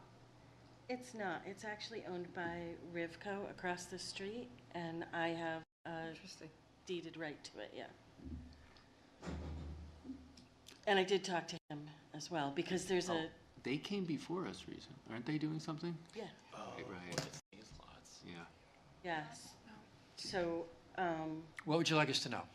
I would like you to know that the porch is not gonna go any further than the house actually is. It was already, out of compliance for today's regulations. My porch steps, my side steps actually go out further than my porch is going to. And, I guess that's it. How deep is the porch? It's gonna be 8 feet. 8 feet by the width of the house. Mm-hmm. And you're still 90 feet back from the road. Yep. How old's the house roughly? That first part was built in 1900, I think. Pretty old. Yeah, And then there's an addition on the other side that was built in the 80s. got it. Questions from the board? So you're just replacing the existing porch with the exact? I don't have a porch in Oh, the you're front just, you're now. adding on this, Mhm. so. Oh, I see. You're just extending the, I guess that's the front setback. Yes. You're not going any further into it? Nope. Okay, got it. Other questions from the board? Anyone? Is there anything else you'd like us to know? No, thank you. I do have to tell you that the people in the office were very kind to me. Oh, good. The people which? They were wonderful. Thank you. Oh, at the office. We expect welcome. nothing less. Yeah, thank you. Professional, Yeah. courteous. Oh, my God. Good to know. Is there anyone here who'd like to be heard in favor of this appeal? Is there anyone who would like to be heard in opposition? Any comments from code enforcement? Not one.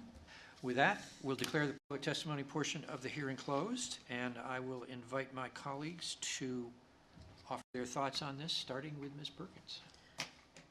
I don't see a reason to object to this. I don't necessarily see a hardship. We basically just approved almost the exact same thing earlier tonight. Totally understand. She's got a side setback that does not match the needs of the property or the current requirements. Mr. Davy? I do see the hardship. If the applicant's driveway was on her own property, we would not be meeting here tonight. So it's true. not disturbing anyone but her, theoretically. I agree. And I think reasonable use of one's property should be an allowance for that. Yeah. I agree with my colleagues. Would anyone care to make a motion? No, I'm on the wrong page. I move to grant the variance from section 28-4-1D3, minimum side yard requirements, H. Oh, that H is there. Table of, H is the table of dimensional regulations. To permit a side setback of 8 feet where a 15-foot side setback is otherwise required for the addition of a porch/deck on an existing single-family detached dwelling at 92 Merrimack Street in Pennacook, because all of the criteria under RSA 674-33 have been met based on the record before us, and to adopt the applicant's proposed findings as the board's findings of fact. Is there a second? I'll second. Moved and seconded. Any discussion on the motion? All in favor, please say aye. Aye. Aye. Anyone opposed? The vote is unanimous. The variance is granted. And that brings us, you're all set. You're welcome. That brings us back to case 0294-0295, which, as you will recall from my earlier reading, has to do with frontage at tax map lot 753Z30 Mulberry Street, a single-family RS district. And it also has to do with a lot coverage in the same location.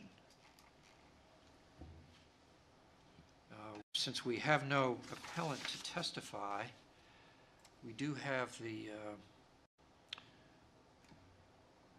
applicant's submission. So, Anne Marie, this is basically they're looking to build a single-family home on an open lot right now. Correct. Oh, Mulberry, sorry. Yeah. Yeah, Mulberry. And did you hear anything from them about whether they were coming or why they might not be No. coming? No? I Okay. had a lot of communication with them, but There must have been either something came up that they couldn't neglect, or there was some misunderstanding about when the meeting was. and this is another example of it would be non-conforming, except at some time in the last however many years, it was under joint ownership Mhm. with one of the, In 1945, the three parcels were purchased all together, and they were sold that way since 1945. So prior to Gotcha. 1945, they were separate lots. Otherwise it'd just be non-conforming, they wouldn't need to be here. correct. Okay. So the We lot didn't is have right now that. just a wooded, empty lot. Yeah. Yep. Empty in the sense that it doesn't have any buildings on it. Personally, looking at it, I don't see that the reduction in sizes that they're looking for are dramatic to me. They seem to conform to the neighborhood, so I personally don't have an issue with these, even though they're not present, because that's not, I guess, necessary, so. No further comment. Okay, well, we need to go around the room, because we do, We need to see if anybody in the audience. right. Yep, For or so Oh, we yes. Yeah. might, Is there anyone here who wishes to be heard in favor or in opposition? In opposition? Please come forward. Well, that may not be exactly correct. So. Well, that's okay, we're flexible. May I swear you in, please? So my name is Mary McGuire, and I am the owner of the lot 108. So my rear property line runs along this parcel of land. So my only issue, so in this neighborhood, all of the lots are very small. And so I have no objection, of course, to the frontage. That's not my concern. My concern is with privacy.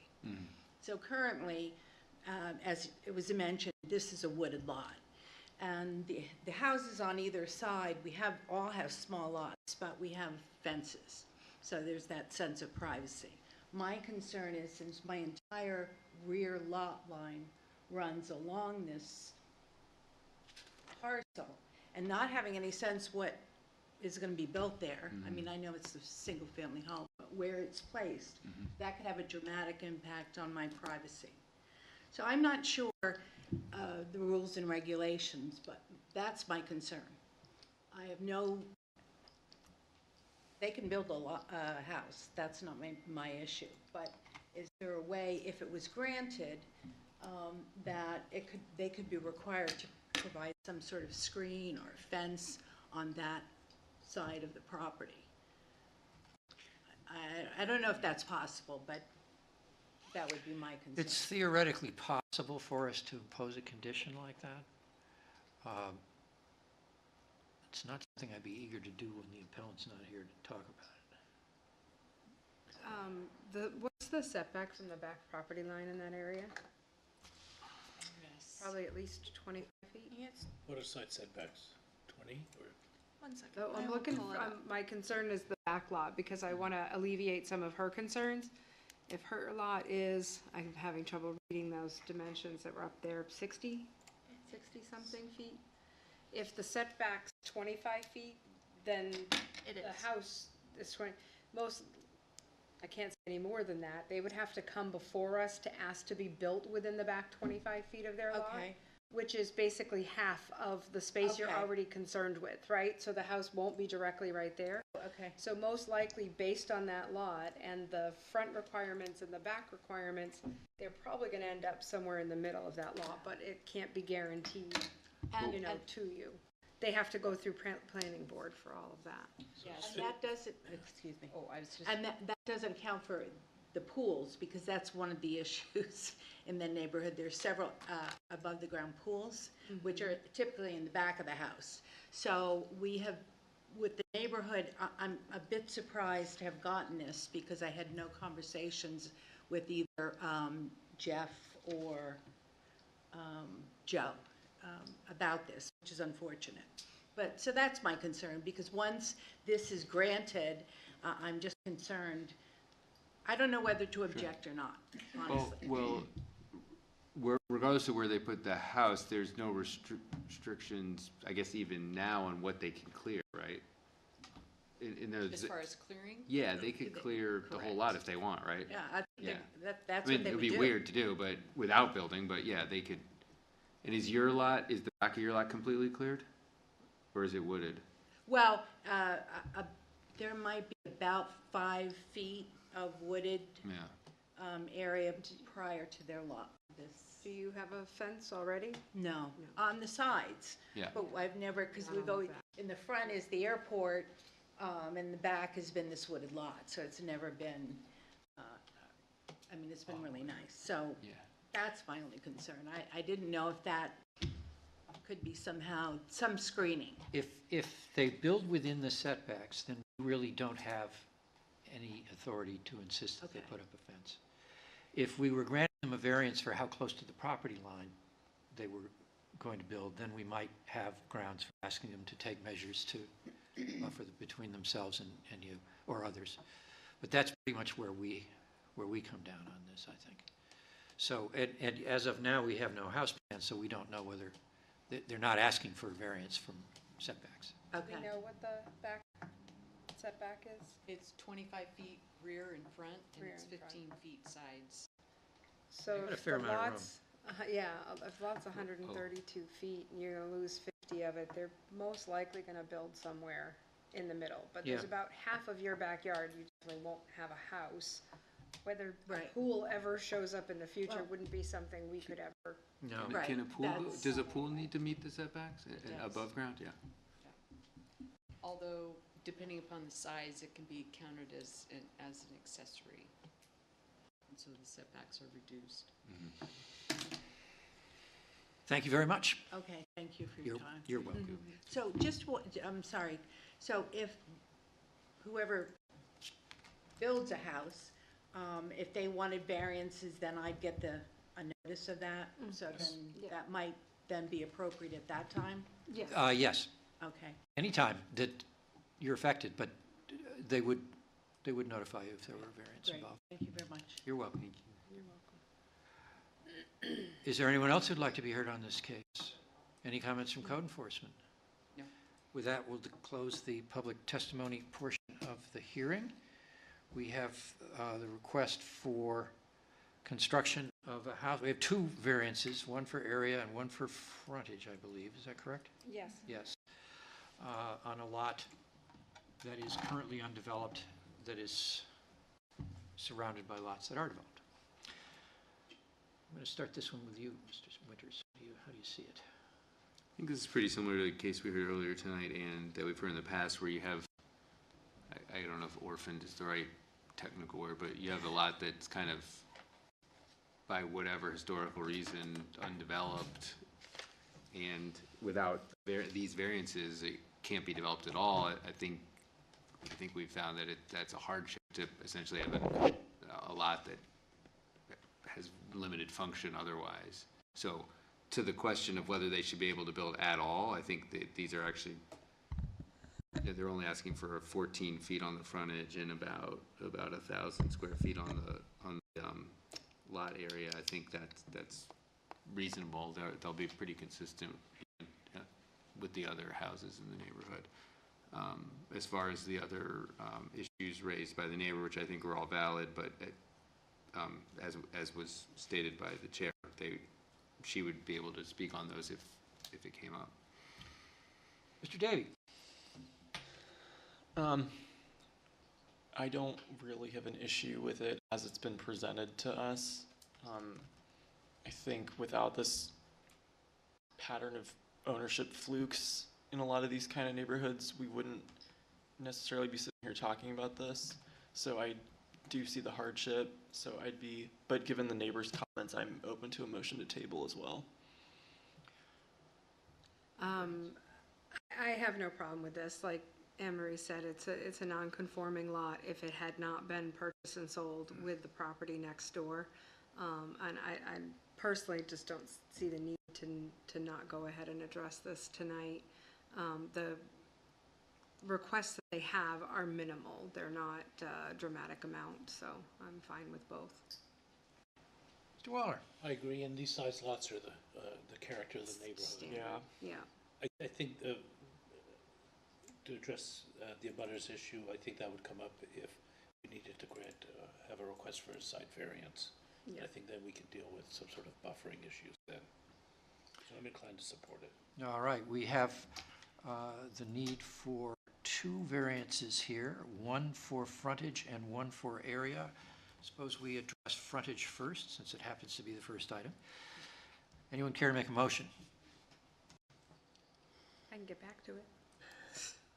Unless somebody beats me. Oops, where are you? Okay, hold on. These modern conveniences are great. I'm telling you. It's got me twisted. All right. I move to grant the variance from section 28-4-1C, minimum front lot frontage, to permit 86 feet of frontage where 100 feet is otherwise required at tax map lot, unaddressed Mulberry Street, because of all the criteria under the RSA have been met based on the record before us, and to adopt the applicant's proposed findings as the board's findings of fact. Is there a second? I'll second it. Moved and seconded. Is there discussion? All in favor, please say aye. Aye. Aye. Anyone opposed? The vote is unanimous. Item 4.2. I move to grant the variance from section 28-4-1B, minimum lot size, to permit lot area of 10,455 square feet where 12.5 square feet is otherwise required at a tax map lot, unaddressed Mulberry Street, because of all the criteria under the RSA have been met based on the record before us, and to adopt the applicant's proposed findings as the board's findings of fact. Is there a second? Second. Discussion. All in favor, please say aye. Aye. Anyone opposed? The vote is again unanimous. The variances are both granted. That's items 0294 and case 0295.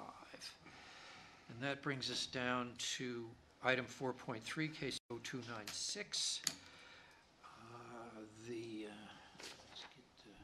I think you read all of that in the record, didn't you? I did. I don't have to read it all again. No, I think we're fine. I memorized it too. So there's 3 for this one, right? Yes, ma'am. So You want to in address this them one at a case, time? what were we looking at? We're looking at Crazy lot. It's a wild lot. jam between 2 streets. You as I familiar recall. with that area, driving down that road? It's the building that burned. It's the Cheney's Apple Furniture Yeah. warehouse. It was, That right? yeah, it was storage for the shop across the street. Is the building still there, Yes. Yes. Yep. but fire damaged? It was Yeah. fire damaged. Okay. They currently have a building permit right now to fix the exterior fire damage. Right, okay. So this one is weird. Yeah. I mean, that's a technical term that only zoning officials can use, but It's surprising they're not here, because this, yeah, they need to do something. It really is surprising, because I've I spent had a lot of communication with him. yes I'm also, hours with him. because this is so. Sounds like it was fun. Because this is so odd, I'm reluctant to make a decision I would agree. without hearing from the owner Should we? or the appellant. If, Go ahead. it's just the same, if not, I would either want to table it to hear what they have to say, because otherwise, personally, I'd probably be a no. There's a landscape area, why is that not being used towards the parking? Or- There's a whole lot of I don't knows. Yeah, there's a lot of, On the other hand, out of courtesy to the I folks wanna who've shown hear up who them, want to yeah. I do wanna testify, hear I them. think Yes. we should hear what they have That's to what I was say. gonna say. I think, Yeah, I don't know how to absolutely. procedurally do that, but I We- think we we just should. do it. I think we should let them testify then, yeah. We do it and they can, And then uh, leave Because Chris leave the says so. record open. yeah, Yeah. we can Leave do it. There'll the be record minutes. open, leave the public hearing open, and Yeah, And then they'll, continue it to September. Yeah, and their testimony Okay. will be part of the minutes that the applicant can review. yeah, and they can return or not, but, okay, so what I like that. we do is we'll recess it as an open hearing. yep, I like that. So, that said, would you like to come forward, please?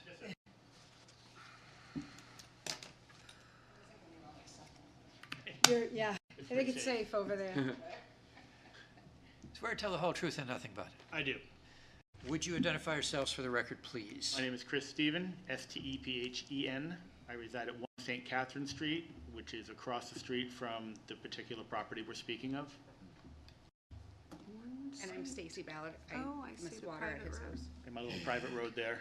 Wait, sorry, wait, you said, where do you say you live? Same- At 1 St. Catherine Street. Same, okay, Yeah. got it. Is that just your house? It's basically a private road, but kind of just a Yes. driveway? Is- Correct. Yeah. St. Catherine Street is a non-recognized road. The city of Concord said we don't want it anymore, and I got it. So yes. Lucky you. I don't know about lucky. The first time I called code enforcement about the property, they go, "Oh, you bought that?" So. Yes, we did. Like, oh, okay. I don't know, I think I would have hung up right then and there. Off to a great start. Yeah. So, please just fill us in on your concerns. So reading through his proposal, he's stated in several answers to the particular questions that the properties in the area are very similar in lot size and such.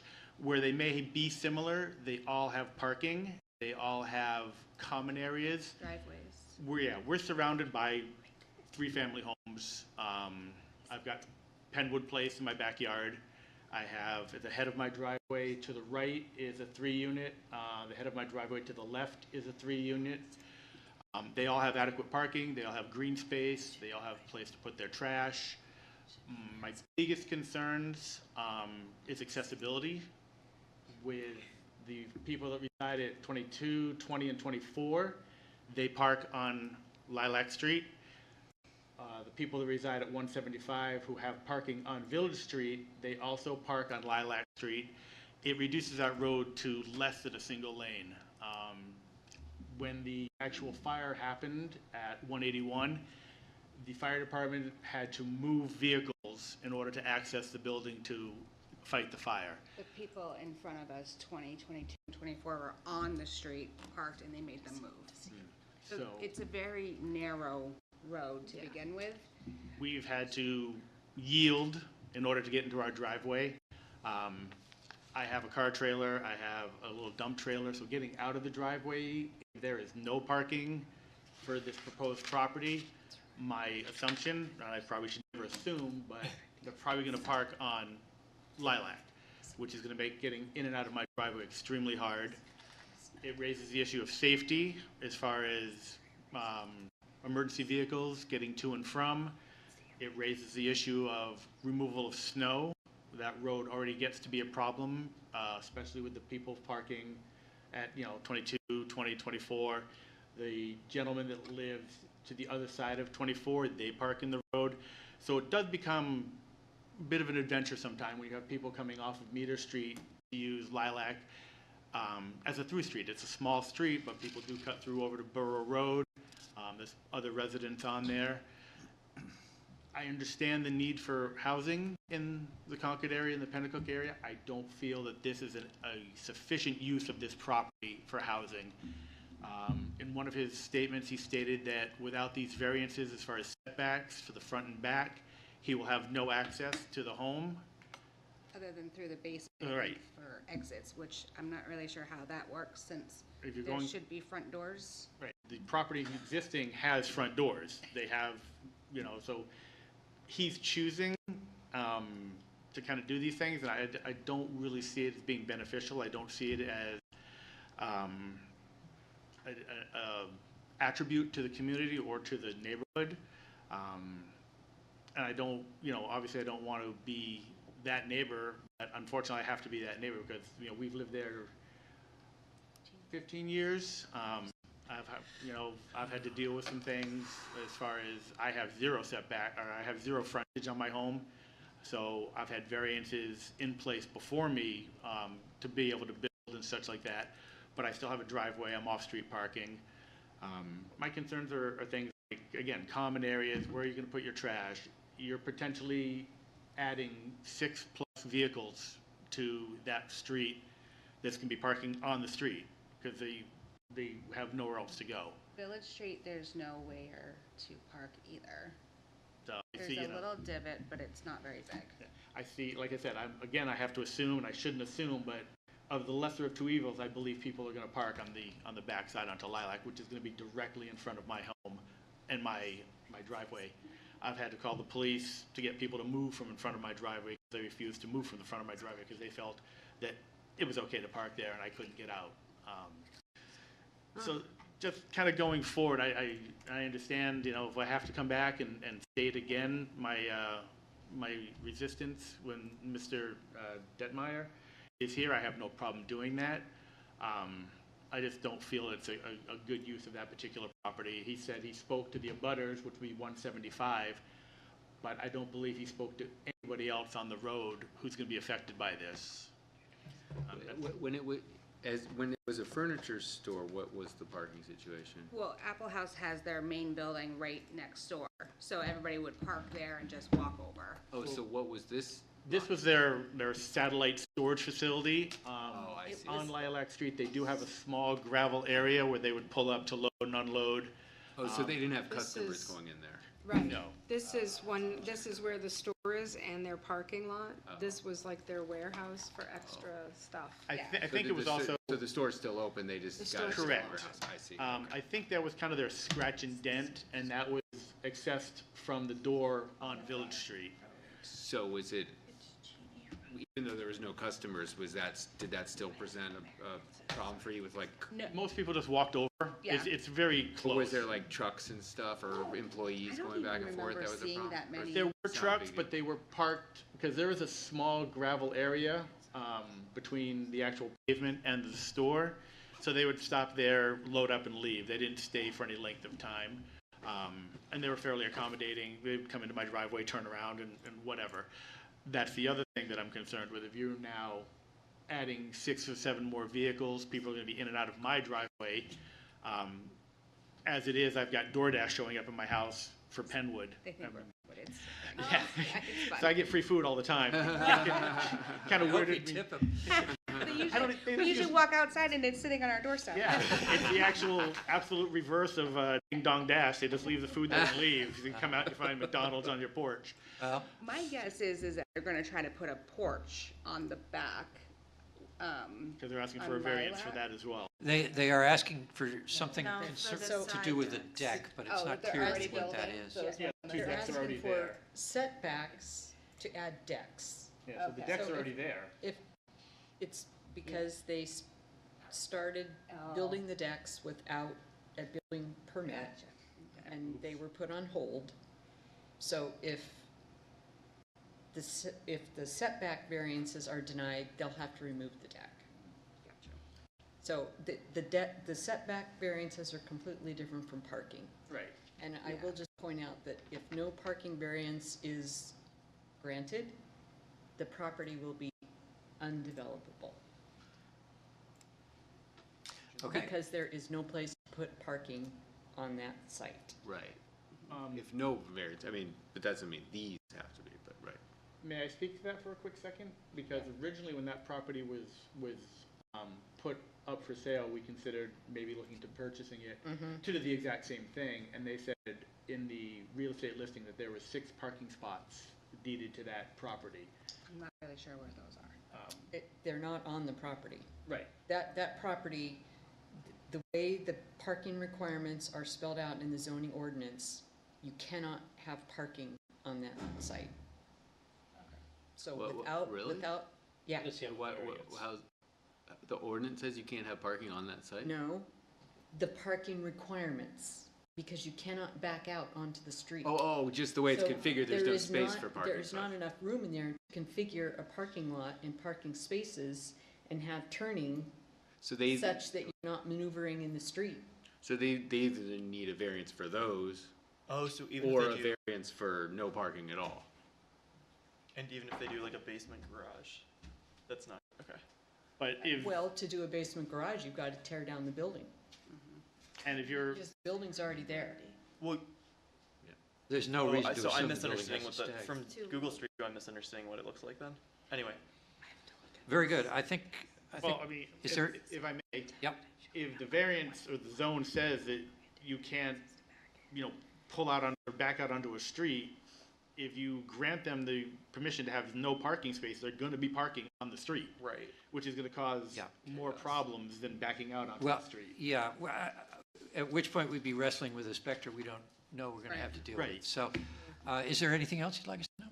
No, I mean, I covered basically, my basic points are, there is just no room. And, if you can't develop that into a 3-unit home, then it can be turned back into a warehouse. I mean, I understand that that's not ideal, but the needs of a few shouldn't outweigh, well, I guess it goes both ways, my needs versus his needs, Very good. Thank you very much. Thank you. Thank you. Thank you. With that, I'll entertain a motion to recess the case to our next meeting, September. So moved. We have to come back for that as well. You don't have to. You don't have to. You can if you want. You're on the record, and the board will remember what you said, but if you're available, you might want to stop by. Great. Thank you very much for your time and giving me the chance to speak. I appreciate it. You're welcome. Thank you for being so patient. Fortunately, I was overruled and you got a chance to talk. Thank you. Good evening. Things always go better when I'm overruled. I second. Yeah, okay, we had a motion and a second? Tabling it. Well, no, we're recessing it until next month. Yeah, That's the motion. yeah, and it's been seconded. Any discussion? All in favor? Oh, And that's fine, but I would like to add that a warehouse is not a permitted use in that zone. oh, that's just so you know. Triplex is. There is a basement to this thing, though. That's what I'm trying to figure out. Triplex is Like a it's, permitted use. Yes, that's so funny. otherwise That's he would permitted be here use, with right. the use Well, not variance. necessarily That is on the that craziest lot, lot. just Looking for at nothing's for allowed. that It's going to be tricky no matter what. Nothing's allowed. zone. in It that. is. That's kind of what I'm saying. I hear you, I mean, yeah. if you don't, Well, if there's no relief given on the parking requirement, there's nothing that can be done. What Right, about the, right, what but- about but- the but we landscaped look- area? Right. What about the landscaped area? There's not enough room there But- to put in Right. the parking spaces that are required Right. with the dimensions and the maneuvering on the site. There's just not enough room. But I Is there think enough room for 3 versus 6? No. There's enough room I'm gonna have for to go one, drive by it. For one I'll spot? go around the back side. probably. There's enough room but for they would one. need variances for a million things. But if No, What- they could probably do, yeah, and I don't know, without sitting down and mapping it out. Yeah. They could do one really It weird looks like house. there may be room for one spot. That would not use any variance. That wouldn't Yes. have to back out. Now, Site visit? and just so that everyone knows, that as of September 13th, the parking requirement will only be 3. Okay. Because of the So- new state law. Yeah. Yeah. So if I'm Oh, looking at really? Google Maps, But there Lilac isn't room Street. for 3 on there. And what, The state legislature Yes, passed a law that's saying you right. could only require one parking space per dwelling unit. Yeah. It's effective September 13th. Do I hear a motion to accept the minutes from last? so moved. Is there a second? Second? All in favor? Aye. I, Anyone opposed? Any other business? Just one thing, just want to introduce to everyone, our new Assistant City Planner, Stephanie Verdile. Hi, Stephanie. Hi, Stephanie. Hello? Hello? He's going to keep the job after what you've seen here tonight? Scare you. You're gonna hear us screaming, running into the night. Yeah, no. Yeah, We're of course. Excellent, excellent. Welcome to the Zoning Board of Adjustment. I saved the box. Wait, did we vote on minutes? Yeah, we did. Yeah. Oh, I meant we to did. abstain. Sorry. I wasn't here either, so I didn't. Are we still in I the didn't air? vote on the minutes. Sorry. Okay, do I hear a motion to adjourn? So moved. Is there a second? Second. All in favor? Aye. Aye. We're off the air.